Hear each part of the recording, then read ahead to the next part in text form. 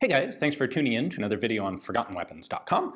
I'm Ian McCollum, and I'm here today at Morphy's taking a look at a Khyber Pass copy of a Webley Revolver. It's a pretty neat little gun.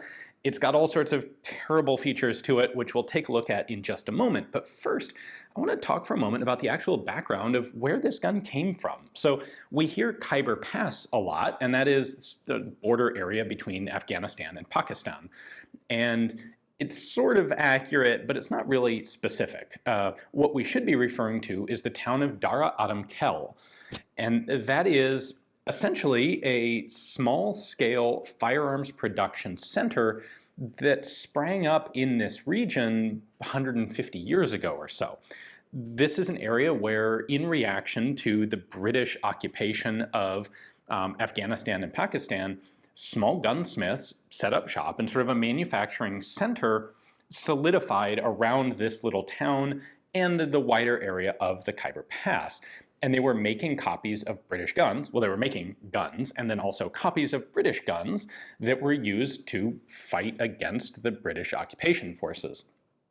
And basically, over time, a real niche industry built up around this particular area, and it was able to survive on guns that were sold locally and also guns that were exported. Now, there's often discussion of how this is all black market and illegal, but in fact, the gun trade and manufacturing that went on and continues to go on in Dara Adam Khel is entirely legal based on local laws. For a very long time, this town was in an area called the Federally Administrated Tribal Region of Pakistan, and operated, it was federally administrated but independent of other areas of the country and had its own laws, and this firearms manufacturing proceeded according to local law. It wasn't black market. It may look unregulated to the outside, but it actually wasn't quite. Now, that political situation has changed a bit.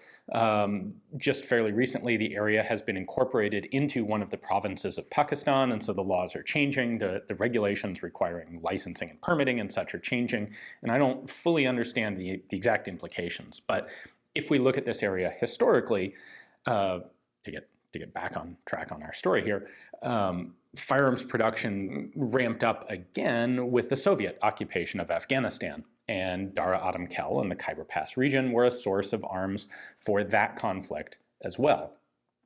Now, it's never been only military arms. There are also commercial arms sold to civilians, anyone who just wants to buy a gun. And there have been a wide variety of quality levels manufactured there. There is sort of a general conception that this is just a bunch of guys with files made out of truck springs in mud huts hacking together guns, and that's really not accurate. There's a lot of modern machinery that is used in a lot of these shops. They're small shops, and yeah, there's outdoor stuff done, like heat treating, that requires good ventilation, and yeah, you can do it outside under a shade structure. But a lot of this is done in, this doesn't look like a first world robotic firearms factory, but it's not just a guy with a file and a campfire.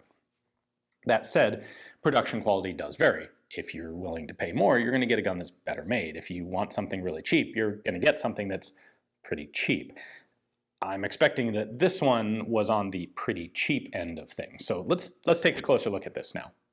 This is a copy of a Webley Mark IV revolver. It is chambered for .32, although I don't know exactly which .32. Originally, Webley themselves made guns like this in .320 revolver, .320, and also in .32-20.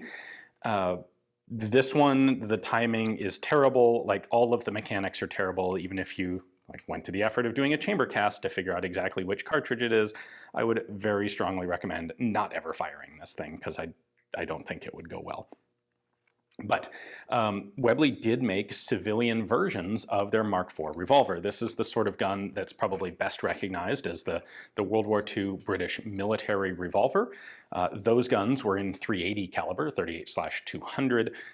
This is essentially a copy of the civilian version. Webley Mark IIIs were also made in .32 caliber. Those can be distinguished by having sort of a round hump back here on the grip, where this pointed, more squarish profile is indicative of the Mark IV design. So it is a top break revolver. We've got to take down lever right there. You open this up, and in theory, you can open the cylinder, the barrel all the way open, and it will push this star ejector out and kick out all the empty cases. This one, something's broken in there, and it will only open this far. These are also double action revolvers. However, something else is also broken, and I can't get the hammer back past there, although you can manually cock it and fire it single action, which the originals, you could run single action as well, of course. We have some markings on the top strap, made in England and Birmingham.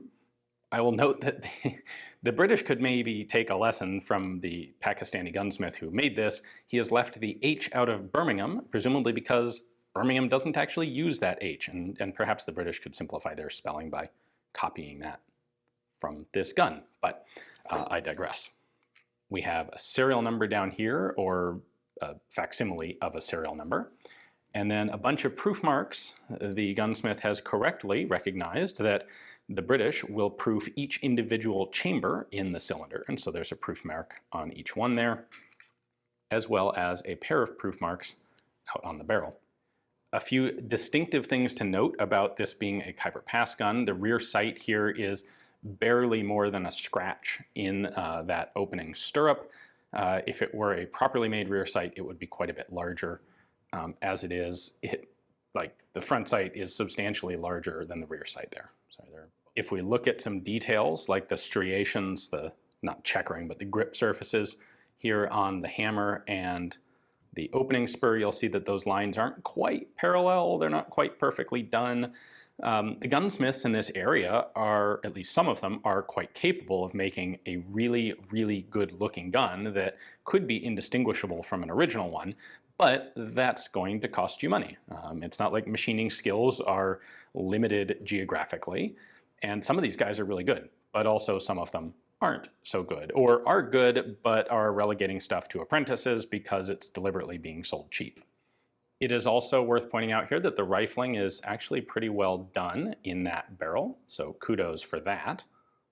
All right, one last thing I want to touch on, and that is this odd wedge-like feature. This is standard on Webley revolvers, and I've had a number of people ask me why, and the answer is to open up your holster. So if you have a leather holster that is collapsed a bit flat without a gun in it, if you didn't have these two wedges, you would essentially have this perpendicular flat-faced cylinder that would hit the top of the holster, and you'd have to reach down with your other hand and open it up and try and wiggle the gun in. These two wedges serve to blend the skinny barrel into the wide cylinder and open that holster up for you as you're holstering the gun. It's guns like this one that really exemplify the fact that firearms collecting for many people is about the story behind a gun and where it came from, and having something that is interesting and different. It's not always about having the most effective or the most modern or the most high quality firearm, because this is none of those things. But at least to me, this sort of thing is fantastically interesting. Guns like this, guns that come out of workshops in the Philippines, the warlord era Chinese pistols, and rifles for that matter. I find all of these really interesting aspects of history, and so it's pretty cool to be able to give you guys a closer look at a Dara Adam Khel or Khyber Pass example. Hopefully you guys enjoyed the video. Thanks for watching.